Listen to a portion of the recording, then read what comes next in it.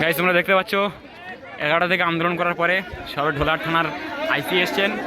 এখন বাইরে 3টে সাড়ে 3টে বৃষ্টি হচ্ছে এদিকে, ছেলেমেয়েরা ভিড়ে আছে। আইসি বাইতে যাও, আমার কোনো যায় আসে না। ডবল স্টার অফিসার আছে, কোনো 2-3টে অফিসার এসছে। এখন কি কথা বলে এখন শোনা যাক। দেখি ভাই, দেখি দেখি।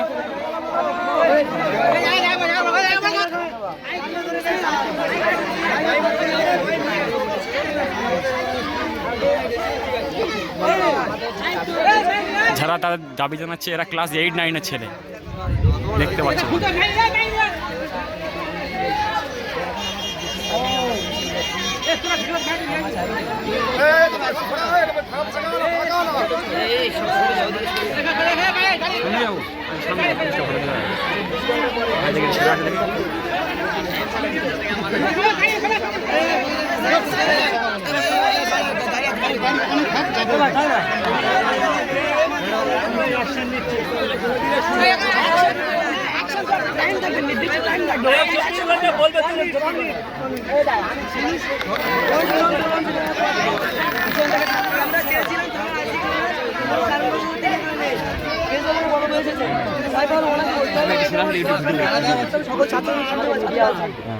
সেখানে 24 ঘন্টার মধ্যে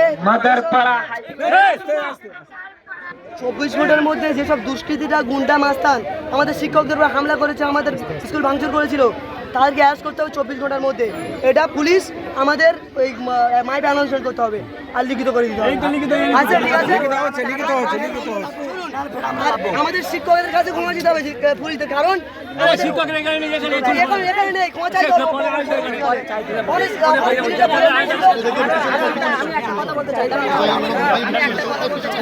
যদি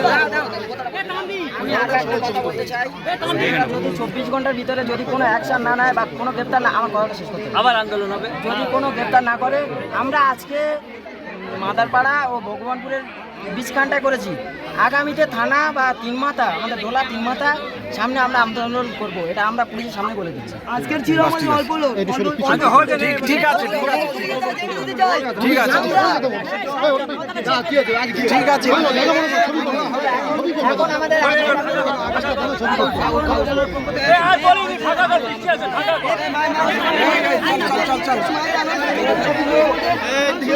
আমাদের কথা বলছি নাকি পুলিশের সঙ্গে কথা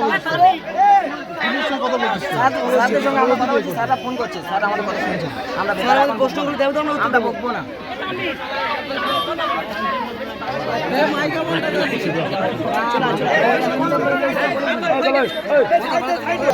ওপরের অফিসারের কাছে পারমিশন নিচ্ছে কি করবে না করবে। 11টার সময় থেকে আন্দোলন হচ্ছে, এখন প্রায় 3:30। এখনো সিদ্ধান্ত চলছে কোথায় কি হবে না হবে।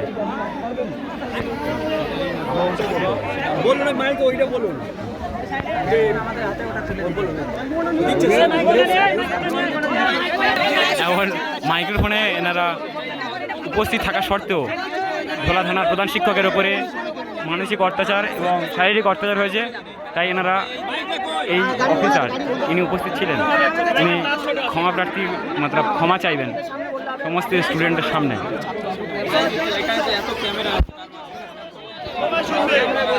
ক্যামেরা থাকলেও মাইক্রোফোনে সবকিছু আমাদের মাইকে বলতে হবে, আমাদের একটাই দাবি, আমাদের মাইকে সমস্ত ছেলে শুনবে, সমস্ত ছাত্র শুনবে।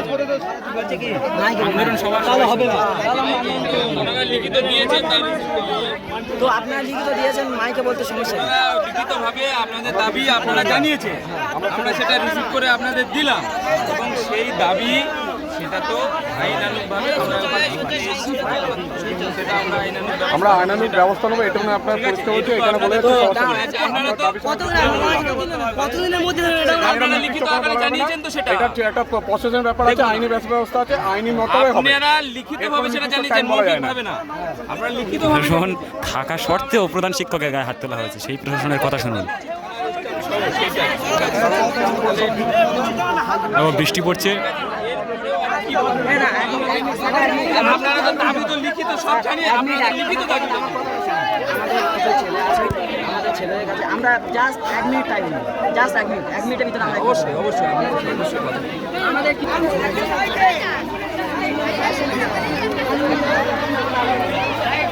অ্যাম্বুলেন্সকে আমরা সাইড দেবো।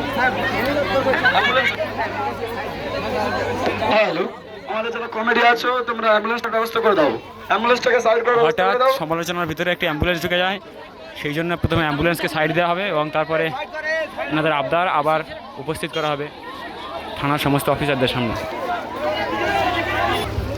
দেখতে পাচ্ছ তোমরা ঢোলা থানা পুলিশ উপস্থিত থাকা সত্ত্বেও প্রধান শিক্ষকরা হাত তোলা হয়েছে, সেই পুলিশ সবার সামনে ভুল স্বীকার করতেও তাদের শরম হচ্ছে।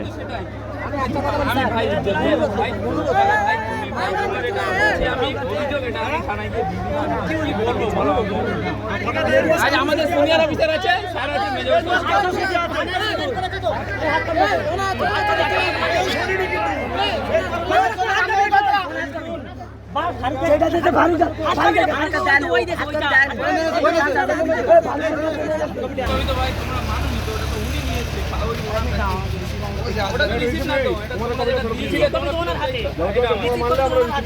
আমাদের লাগবে।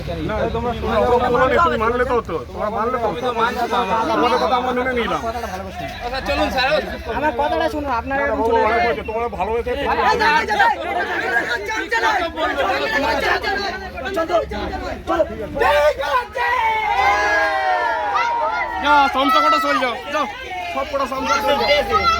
সত্যি বাঙালি বলে আজ নিজেদেরকে মানতে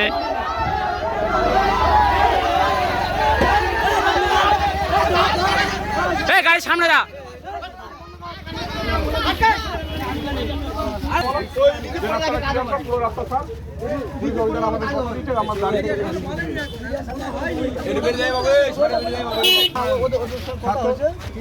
ছাত্র বলে ওদের সাথে আমরা সব নিয়ে আসুক, আমি রিসিপ্ট দিয়ে দিচ্ছি, আর আমাকে কপি দিতে হবে। আমার কপিটা ভিজে গেছে, ওদের নিয়ে নিয়েছে। এই আমার পরবর্তী অফিসার, ইনিও সেজবাবু, সেই সাথে উনি মেজেও ছিল, আমি যেহেতু সিনিয়র এসেছি বলে ওর জায়গাটা আমাকে দিয়েছে, কিন্তু ওই মেন দায়িত্ব এখন। তা আমি দুজনে দাঁড়িয়ে কথা বলছি, আমি পদাধিকার বলে মেজবাবু, যারা কথা বলছে আমার সাথে থাকবে, রাস্তাটা ক্লিয়ার করে দিক, গাড়িগুলো চলতে থাক, আমরা ওকে রিসিভ কপিটাও দিয়ে দেবো, দিয়ে ওদেরকে ভালোবাসা দিয়েই যাবো যে বাবু তোমার পাশে আমরা আছি। না আপনার বাবু ওই পারবা তো, তোমাদের সিদ্ধান্ত আমরা মানবো না। মিডিয়া থেকে সকাল থেকে 2-3 মিডিয়া ধরেছে, সেটাই তো বললো ওখানে মেজর অফিসার, যে আপনারা যেটা লিখিত দিয়েছেন সেটা আমরা গ্রহণ করেছি, রিসিভ কপিও আপনাদের প্রদান করা হচ্ছে। তা আবার কতবার বলবো আমরা? আমরা ফিরিয়ে দিইনি স্যার, আপনারা ফিরিয়ে দেওয়ার আগে আপনারা বলেছেন মাইকে বলতে পারবেন, ওরা তো সেটাই রাজি হয়ে গেল। সেটা এখন কি বলবো, তোমরা মিডিয়ার সামনে বলতে হবে তো, ওখানে যেতে হবে। যখন এই কথাটা বলেছে তখন মাইকে আমরা দেখেছি সবাই, ওখানে গিয়ে মিডিয়ার সামনে বলতে হবে।